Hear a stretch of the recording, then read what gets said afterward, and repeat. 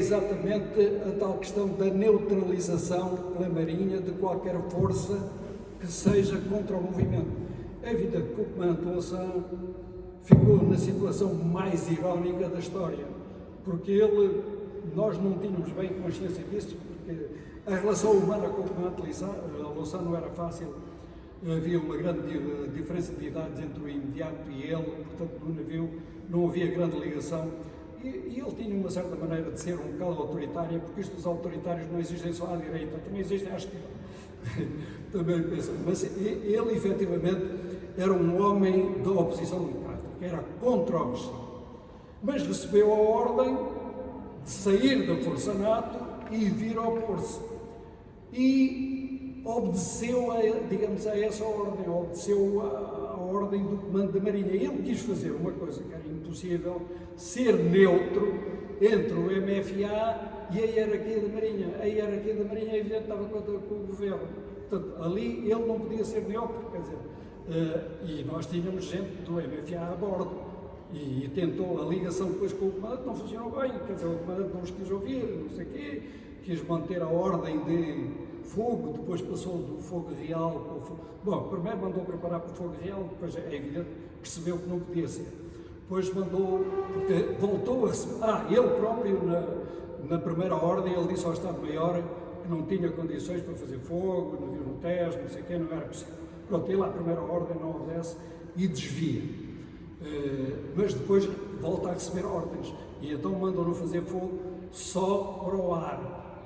E ele aí tenta fazer, ele tenta dar essa ordem, e realmente os oficiais a bordo não obedecem, porque isso era a nossa linha, não havia qualquer fogo, porque o fogo só para o ar, ele dizia fogo de salva, mas o navio não podia fazer fogo de salva, não havia munições de salva a bordo, era o fogo de exercício, portanto havia balas a sair, fosse para o ar ou não fosse para o ar, havia balas a sair, e portanto é evidente que não havia projéteis. Nós dissemos que não, e realmente o artilheiro não fez.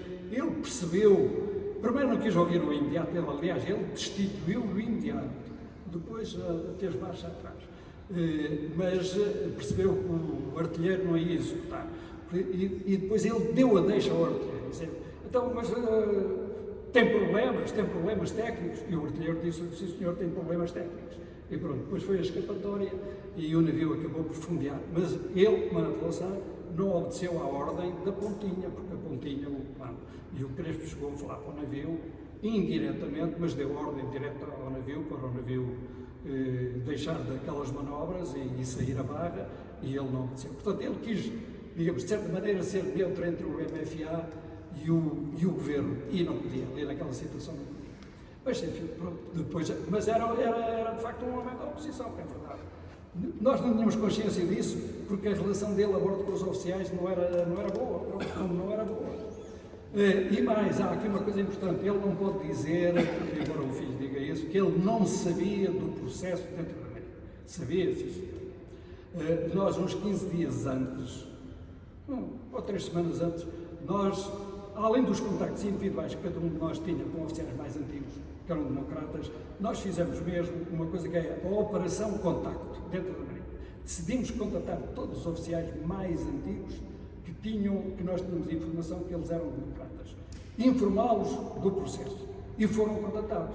E, curiosamente, quando nós contatámos o comandante Ramos Rocha, o comandante Ramos Rocha era um homem da oposição, o sogro dele, ele era casado com uma senhora que era filha daquele homem, foi ministro da República durante muito tempo, e um Marinho do Carmo também. Havia 2 oficiais de Marinha que eram genros foi primeiro-ministro da República. Um homem claramente da oposição, e o Ramos Rocha era um desses. E quando fomos falar com o Ramos Rocha, explicar-lhe como é que era a coisa, curiosamente, no gabinete do Ramos Rocha, a falar com o Ramos Rocha, estava lá o Louçã. Portanto, o Simões Teles, que é quem faz este contacto, a explicar ao Ramos Rocha o que se ia passar, o Louçã ouviu toda a conversa. Portanto, não pode dizer que não estava informado, que não sabia. Não tinha era confiança naqueles homens que tinha a bordo e que eram do nosso movimento, mas isso, enfim, é um problema de relacionamento humano. E foi o azar da história, realmente foi. Podia-se ter evitado aquilo, também se podia ter evitado aquilo se os camaradas do Exército tivessem feito uma coisa que nós pedimos. Que nós pedimos para o dia 25 de Abril não ser 25, ser a 26. E porquê? Pedimos, mas realmente aí provavelmente tinha que ser mesmo a 25. Pedimos para ser a 26 porquê? Porque a 25 ainda estava a esquadra NATO no Tejo. E nós receávamos um incidente entre marinheiros da esquadra NATO e gente nossa do MFA, porque podia ter acontecido naquele dia de manhã. Ali na zona do Caixo de Varete, Rio de Passo, é evidente que um incidente desses era muito complicado. Dava um conflito diplomático entre, digamos, a NATO e Portugal. Portanto, nós queríamos fazer aquilo no dia seguinte. E se temos feito no dia seguinte, a fragata tinha saído com a NATO e não tinha havido problema nenhum da fragata.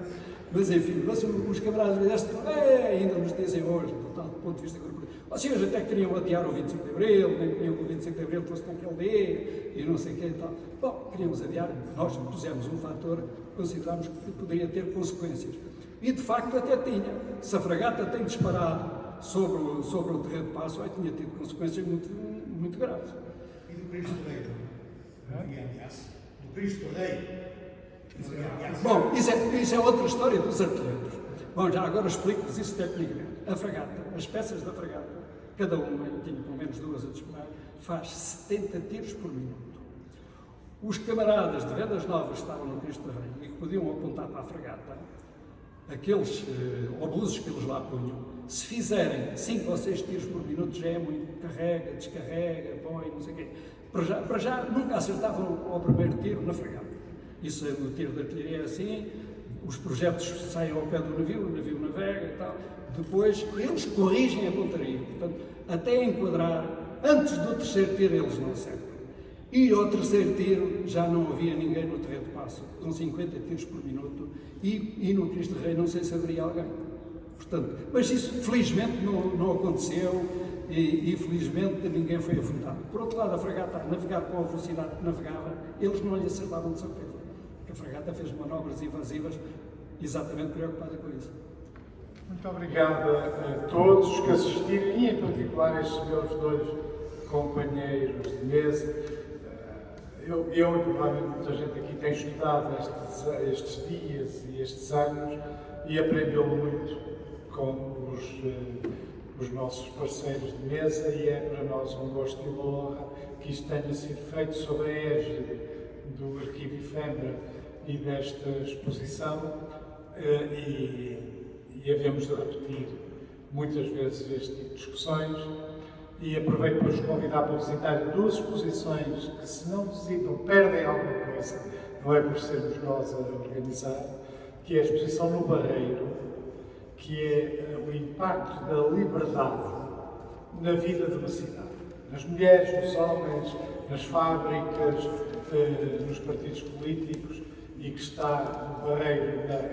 Mais a viagem de barco no Barreiro é bonita, não é? Porque quem quiser ir de outra forma pode ir de barco, é bonito com o tempo.